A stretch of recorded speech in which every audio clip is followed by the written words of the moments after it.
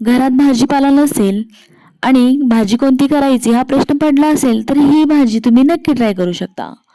तर मी एका मिक्सर जारमध्ये आलं, लसूण, जिरे, खोबरे आणि मिरची घालून छान असं वाटण तयार करून घेतलेलं आहे. छान अशी पेस्ट तयार मी केलेली आहे आणि आता एका कढईमध्ये आपल्याला तेल घ्यायचं आहे. मोहरी, जिरे, तीळ घेऊन त्यामध्ये कढीपत्ता घालायचा आहे आणि बारीक चिरलेला कांदा घालून छान असं परतून घ्यायचं आहे. त्यानंतर मी टोमॅटो आणि बटाटे हे घालून छान असं परतून घेतलेलं आहे. आपल्याला एक इथे वाफ काढून घ्यायची आहे जेणेकरून आपले बटाटे छान असे शिजतील. आता त्यामध्ये आपल्याला इथे वांगी घालायचे आहेत.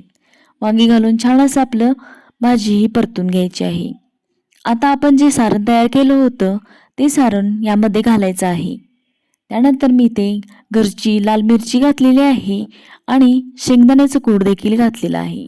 त्यानंतर चवीप्रमाणे मीठ घालायचं आहे. धने जिरे पूड घातलेली आहे आणि माझ्याकडे मालवणी मसाला होता तो देखील मी यामध्ये घातलेला आहे जेणेकरून भाजीला एक छान चव येईल. आता वरून मी कोथिंबीर घातलेली आहे आणि ह्या भाजीच्या विशेषमध्ये मी ही भाजी दुधातून केलेली आहे ज्यामुळे आपल्या भाजीला छान अशी चव येते आणि खूप मस्त अशी टेस्ट लागते. त्यामुळे नक्की तुम्ही हे दुधातली भाजी ट्राय करू शकता आणि टिफिनसाठी एक बेस्ट ऑप्शन आहे. खायलाही छान आहे. रोज 30-30 वांग्याची भाजी खाऊन जर कंटाळा आला असेल तर ह्या पद्धतीने तुम्ही भाजीही बनवू शकता. आणि जर व्हिडिओ आवडला असेल तर नक्की लाईक करा, शेअर करा आणि सबस्क्राईब करा. Thank you for watching. बाय.